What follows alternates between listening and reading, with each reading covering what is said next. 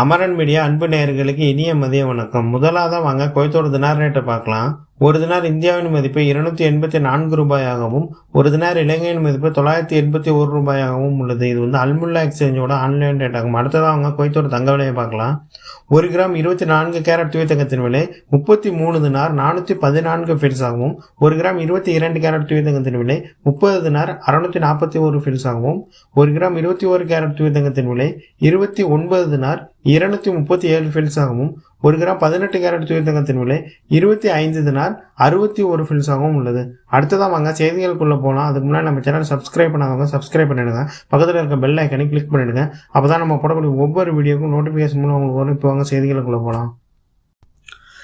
ஜிலிபல்சுக் மற்றும் கைத்தான் பகுதிகளில் சட்டவிரோத சந்தைகளை அகற்றியதாகவும் கடைகளை மூடியுள்ளதாகவும் தெரிவிக்கப்பட்டுள்ளது. மேலும் மீறல்கள் மற்றும் எதிர்மறை நடைமுறைகளை எதிர்த்து போராடுவதற்கான ஒரு தொடர்ச்சியான முயற்சிகளின் ஒரு பகுதியாக குற்றவியல் பாதுகாப்புத்துறை முதல் துணை பிரதமர் மற்றும் உள்துறை அமைச்சர் அவர்களின் நேரடி மேற்பார்வையின் கீழ் ஜிலிபல்சுக் மற்றும் கைத்தான் பகுதிகளில் பெரிய அளவிலான கூட்டு பாதுகாப்பு பிரச்சாரத்தை தொடங்கியதாகவும் பொது குற்ற புலனாய்வு இயக்குநரகம், பொது தீயணைப்புத்துறை மற்றும் நகராட்சி மின்சாரம், நீர் மற்றும் புதுப்பிக்கத்தக்க எரிசக்தி அமைச்சகம், பொதுப்பணி அமைச்சகம் மற்றும் சுற்றுச்சூழலுக்கான பொது ஆணையம் உள்ளிட்ட பல அரசு நிறுவனங்களுடன் ஒருங்கிணைந்து இந்த நடவடிக்கையை மேற்கொண்டதாகவும் தெரிவித்துள்ளது. பிரச்சாரத்தின் போது உரிமை விதிமீறல்களை மீறியதற்காக 19 வணிக நிறுவனங்களை அதிகாரிகள் மூடியுள்ளதாகவும் மேலும் முறையான அனுமதிகள் இல்லாமல் இயங்கும் வணிகங்களுக்கு எதிராக கூடுதல் மீறல்களை விதித்துள்ளதாகவும் தெரிவித்துள்ளனர். குவைத் நகராட்சி பல சட்டவிரோத தெரு சந்தைகளையும் அகற்றி 26 விதிமீறல் செய்பவர்களை கைது செய்து ஏராளமான நடமாடும் மளிகை வாகனங்களை பறிமுதல் செய்துள்ளதாக தெரிவித்துள்ளது. முதல் துணை பிரதமர் அவர்களின் அனைத்து தொடர்பு அமைப்புகளும் ஆய்வுகளை தீவிரப்படுத்தவும், இணங்காத வணிகங்களை கண்டிப்பாக கண்காணிக்கவும், சட்டங்கள் மற்றும் விதிமுறைகளை மீறுபவர்களுக்கு எதிராக உடனடி தடுப்பு நடவடிக்கைகளை எடுக்கவும் அறிவுறுத்தினார்.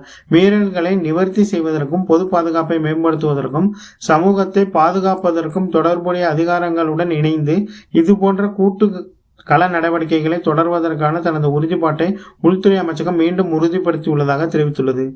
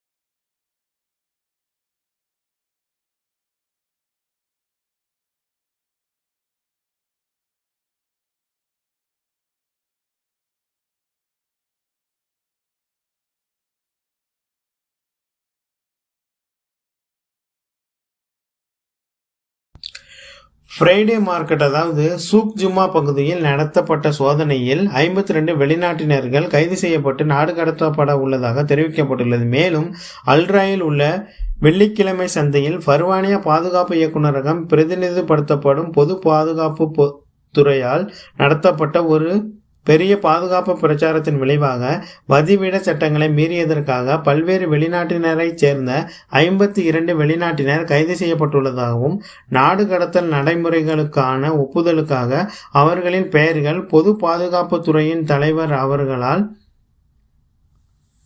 சமர்ப்பிக்கப்பட்டுள்ளதாகவும் தெரிவிக்கப்பட்டுள்ளது. பாதுகாப்பு வட்டாரத்தின் கூற்றுப்படி சட்டத்தை மீறுபவர்கள் மற்றும் தேடப்படும் நபர்களை இலக்காக கொண்ட தொடர்ச்சியான பாதுகாப்பு திட்டத்தின் ஒரு பகுதியாக இந்த நடவடிக்கை மேற்கொள்ளப்பட்டதாகவும் பாதுகாப்பு படையினர் பரபரப்பான சந்தையில் சோதனை நடத்தி குடியிருப்பு மற்றும் தொழிலாளர் சட்டங்களை மீறியதை கண்டறியப்பட்டதாக வெளிநாட்டினரை கைது செய்தனர். குவைத்தில் சட்டவிரோத தொழிலாளர் நடைமுறைகளை கையாள்வதையும் குடியிருப்பு மீறுபவர்களின் பிரச்சனையை தீர்ப்பதையும் நோக்கமாக கொண்ட தீவிரப்படுத்தப்பட்ட நடவடிக்கைகளின் ஒரு பகுதியாக இந்த பிரச்சாரம் வருகிறதாக தெரிவிக்கப்பட்டுள்ளது. அப்தலி சுங்கச்சாவடியில் மிகவும் எச்சரிக்கையாக உள்ளதாகவும் ஈராக்கிலிருந்து வருபவர்களை முழுவதுமாக பரிசோதித்து அதன் பின்னரே அனுமதிக்கப்படுகிறார்கள் எனவும் தெரிவிக்கப்பட்டுள்ளது.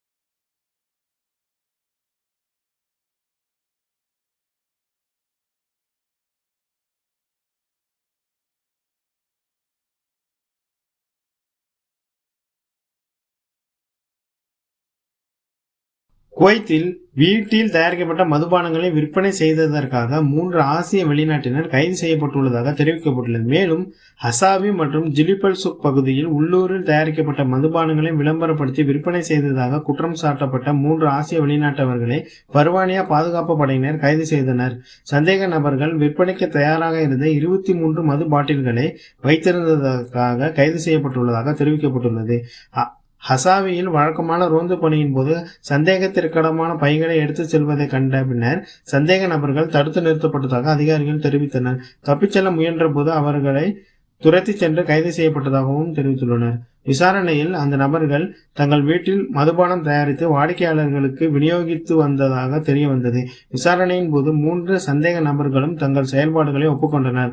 அவர்கள் நாடு கடத்தப்படுவார்கள் என்றும் குவைத்திற்கு மீண்டும் நுழைய முடியாதபடி கருப்பு பட்டியலில் சேர்க்கப்படுவார்கள் என்றும் பாதுகாப்பு அதிகாரிகள் உறுதிப்படுத்தியதாக தெரிவிக்கப்பட்டுள்ளது. சுங்க பொது நிர்வாகத்தில் புதிய நியமனங்கள் குறித்த அமீரி ஆணை வெளியிடப்பட்டுள்ளதாக தெரிவிக்கப்பட்டுள்ளது. மேலும் 2026ஆம் ஆண்டின் அமீரி ஆணை எண் 162 வெளியிடப்பட்டதாகவும் அதன் அடிப்படையில் முதல் துணை பிரதமர் மற்றும் உள்துறை அமைச்சர் அவர்களின் சுங்க பொது நிர்வாகத்தில் புதிய தலைவர்களை நியமிக்கும் முடிவை வெளியிட்டார் என தெரிவிக்கப்பட்டுள்ளது. குவைத் கடல் பகுதி சந்தைகளுக்கு புதிய கடல் உணவுகளை எதிர்பாராத விதமாக வழங்குகிறதாக தெரிவிக்கப்பட்டுள்ளது. மேலும் குவைத் மீனவர் சங்கம் அதிக விலைக்கு மீன்களை இறக்குமதி செய்வதன் மூலம் கடல் உணவு சந்தையை நிலைப்படுத்த திட்டங்களை வகுத்துள்ளதாக தெரிவித்துள்ளது. நாட்டில் உள்ள கடல் உணவு சந்தைகள் இந்த மாதம் முன்னெப்போதும் இல்லாத அளவுக்கு இறால் மற்றும் மீன்களின் வருகையுடன் ஒரு ஏற்றத்தை கண்டுள்ளதாக தெரிவித்துள்ளது. 22 நாட்களில் 777 டன்களுக்கும் அதிகமான இத்தகைய பொருட்கள் வழங்கப்பட்டுள்ளதாக தெரிவித்துள்ளது. அவற்றில் பாதி உள்ளூர் பிடிப்பிலிருந்து வந்தன எனவும் செப்டம்பரில் பிராந்திய நீரில் மீன்பிடி சீசன் தொடங்கியவுடன் விநியோகம் மற்றும் அதிகரிக்கும் மற்றும் விலை வீழ்ச்சியடையும் என்ற எதிர்பார்ப்புகளுக்கு மத்தியில் இந்த எழுச்சி ஏற்பட்டுள்ளதாக தெரிவித்துள்ளது.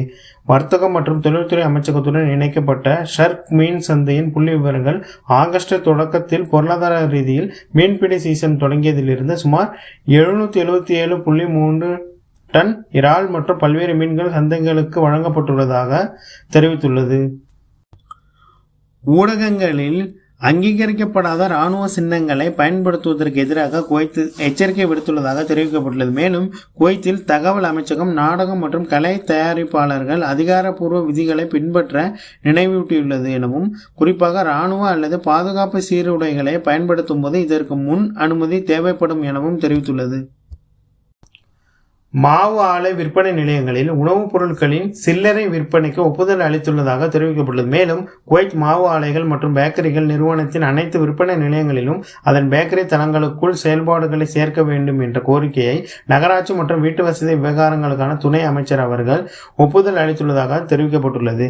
மேலும் ஜூலை 28 அன்று நடைபெற்ற 13வது சட்டமன்ற காலத்திற்கான 4வது வழக்கமான அமர்வின் போது நகராட்சி மன்றம் எடுத்த முடிவுகளுக்கு அமைச்சர் ஒப்புதல் அளித்துள்ளதாக தெரிவிக்கப்பட்டுள்ளது. நிறுவனத்தில் நியமிக்கப்பட்ட பேக்கரி தளங்களில் சில்லறை விற்பனை நிலையங்களை பயன்படுத்த கவுன்சில் ஒப்புதல் அளித்துள்ளது. மேலும் நிறுவனத்தால் தயாரிக்கப்படும் அனைத்து உணவுப் பொருட்களின் சில்லறை விற்பனை, குளிர் மற்றும் சூடான பானங்கள், பைகள், பேஸ்ட்ரிகள் மற்றும் இனிப்புகள், ஒரு அடுப்பு பேக்கரி மற்றும் ஒரு தந்தூர் பேக்கரி போன்ற செயல்பாடுகளை சேர்த்துள்ளதாகவும் தெரிவிக்கப்பட்டுள்ளது. குவைத் பெண்களுக்கு 3 முக்கிய நிபந்தனைகளின் கீழ் சொத்துரிமை அனுமதிக்கப்பட்டுள்ளதாக தெரிவிக்கப்பட்டுள்ளது. மேலும் குவைத் சட்ட வல்லுநர்கள் சங்கம் பெண்களின் பார்வையில் ரியல் எஸ்டேட் என்ற தலைப்பில் ஒரு ரியல் எஸ்டேட் விவாத குழுவை ஏற்பாடு செய்ததாகவும், ரியல் எஸ்டேட் உரிமையை வெறும் நிதி முதலீடாக காட்டிலும் குடும்ப வீட்டு வசதி மற்றும் சமூக ஸ்திரத்தன்மைக்கான அடித்தளமாக ஆராய்வதற்காக, குறிப்பாக குவைத் குடும்பங்களை பெருகிய முறையில் சுதந்திரமாகவும் தனிப்பட்டதாகவும் மாற்றிய சமூக மாற்றங்களின் வெளிச்சத்தில் ரியல் எஸ்டேட் பெண்களை பாதிக்கும் சட்டம் குறித்தும் இந்த விவாதம் தொடரப்பட்டதாக தெரிவித்துள்ளது. குவைத்தில் உள்ள பெண்கள் வீட்டு வசதி பராமரிப்பு, பரம்பரை மற்றும் இலவச கொள்முதல் ஆகிய 3 பாதைகள் மூலம் சொத்துக்களை பெறலாம் என்றும், ஒவ்வொரு பாதையும் குறிப்பிட்ட சட்ட பரிசீலனைகளை உள்ளடக்கியது என்றும் சங்கத்தின் கலாச்சார குழுவின் தலைவர் அவர்கள் விளக்கியுள்ளதாக தெரிவிக்கப்பட்டுள்ளது. குவைத் அரசு மருத்துவமனைகள் மற்றும் கிளினிக்குகளில் மருத்துவ வசதி இல்லை என தெரிவிக்கப்பட்டுள்ளது. மேலும் தற்காலிக விசாக்களில் வரும் வெளிநாட்டினரையோ அல்லது அரசு மருத்துவமனைகள், சிறப்பு மையங்கள் மற்றும் முதன்மை பராமரிப்பு மையங்கள் வழங்கும் சுகாதார சேவைகளிலிருந்து வருகை தரும் நோக்கத்திற்காகவோ விலகி வைக்கும் முடிவை சுகாதார அமைச்சர் அவர்கள் வியாழக்கிழமை வெளியிட்டுள்ளதாக தெரிவிக்கப்பட்டுள்ளது. ஏனெனில் அத்தகைய சேவைகள் குடியிருப்பாளர்களுக்கு மட்டுமே செயல்பாட்டு திறன் மற்றும் சேவைகளை மேம்படுத்துதல் ஆகியவற்றுக்கு இடையே சமநிலையை அடைவதை நோக்கமாக கொண்ட ஒரு விரிவான சுகாதார தொலைநோக்கின் ஒரு பகுதியாக இந்த முடிவு இருப்பதாக சுகாதார அமைச்சகம் ஒரு செய்திக்குறிப்பில் விளக்கியுள்ளதாக தெரிவிக்கப்பட்டுள்ளது. அரேபிய வளைகுடா தெருவில் புதிய ஒப்பந்தத்தில் தீவிர பராமரிப்புக்கான சாலைகள் மற்றும் நடைபாதை பணிகளை சரிபார்க்க பொதுப்பணி அமைச்சகத்தின் செயல் துணை செயலாளர் அவர்கள் ஒரு ஆய்வு சுற்றுப்பயணத்தை மேற்கொண்டதாக தெரிவிக்கப்பட்டுள்ளது. புதிய ஒப்பந்தத்தின் அடிப்படையில் பொதுப்பணித்துறை அமைச்சகத்தின் சாலை பராமரிப்பு பணிகள் ஜகரா பகுதியில் நடைபெற்று வருவதாக தெரிவிக்கப்பட்டுள்ளது. புதிய ஒப்பந்தத்தின் ஒரு பகுதியாக சாலைகள் மற்றும் போக்குவரத்து ஆணையம் 7வது ரிங் சாலையில் தீவிர பராமரிப்பு பணிகளை தொடர்ந்தும் நடைபெற்று வருவதாக தெரிவித்துள்ளது. புதிய எரிசக்தி ஒப்பந்தத்தின் கீழ் குவைத் எண்ணெய் டேங்கர்கள் லெபனானுக்கு வந்து அடைந்துள்ளதாக தெரிவிக்கப்பட்டுள்ளது. மேலும் லெபனானுக்கு இயற்கை எரிவாயு மற்றும் எண்ணெய் வழங்குவதற்கான ஒப்பந்தத்தின் ஒரு பகுதியாக லெபனான் கடல் முதல் குவைத் எண்ணெய் டேங்கர்கள் வருவதை லெபனான் எரிசக்தி அமைச்சர் அவர்கள் அறிவித்துள்ளதாக தெரிவிக்கப்பட்டுள்ளது. இந்த ஒப்பந்தத்தில் எலக்ட்ரிசிட்டி லெபனான் ஆலைகளை இயக்க 1,32,000 மெட்ரிக் டன் எரிவாயு எண்ணெய் அடங்கும் எனவும், இதில் பாதி 66,000 டன் குவைத்தால் நன்கொடையாக வழங்கப்பட்டது எனவும் தெரிவிக்கப்பட்டுள்ளது. அடுத்ததா எகிப்திய செய்தி பார்க்கலாம் வாங்க. அலெக்சாண்ட்ரியா கடற்கரை சம்பவத்தில் 6 மாணவர்கள் நீரில் மூழ்கி உயிரிழந்துள்ளதாகவும் பலர் காயமடைந்துள்ளதாகவும் தெரிவிக்கப்பட்டுள்ளது. மேலும் அலெக்சாண்ட்ரியா கவர்னரேட்டின் அசாமி பகுதியில் அமைந்துள்ள அபு தலாத் கடற்கரையில் நீரில் மூழ்கி 6 மாணவர்கள் உயிரிழந்துள்ளதாகவும் 24 பேர் காயமடைந்துள்ளதாகவும் எகிப்திய சுகாதார அமைச்சகம் நேற்றைய தினம் உறுதிப்படுத்தியுள்ளது. துணை பிரதமரும் மற்றும் சுகாதாரம் மக்கள் தொகை அமைச்சர் அவர்கள் நடவடிக்கைகளை நேரில் பார்வையிட்டு காயமடைந்தவர்களுக்கு சிகிச்சை அளிக்க அனைத்து மருத்துவ மற்றும் அவசர சிகிச்சை நடவடிக்கைகளுக்கும் திறம்பட செயல்படுத்துவதை உறுதி செய்துள்ளதாக தெரிவிக்கப்பட்டுள்ளது. அடுத்ததா சவுதி அரேபியா செய்தியை பார்க்கலாம் வாங்க. சவுதி அரேபியாவில் திருடப்பட்ட பொருட்கள் மற்றும் கிறிஸ்டல் மெத்துடன் 5 பிலிப்பைன்ஸ் நாட்டவர்கள் கைது செய்யப்பட்டுள்ளதாக தெரிவிக்கப்பட்டுள்ளது. அடுத்ததா ஸ்பெயின் நாட்டு செய்தியை பார்க்கலாம் வாங்க. சமீபத்திய வெப்ப அலை காரணமாக 1100க்கும் மேற்பட்டோர் உயிரிழந்துள்ளதாக தெரிவிக்கப்பட்டுள்ளது. கடைசி வரைக்கும் பார்த்தவங்க அனைவருக்குமே மிக்க நன்றி. மீண்டும் உங்களை அடுத்த வீடியோவில் சந்திக்கிறேன். நன்றி, வணக்கம்.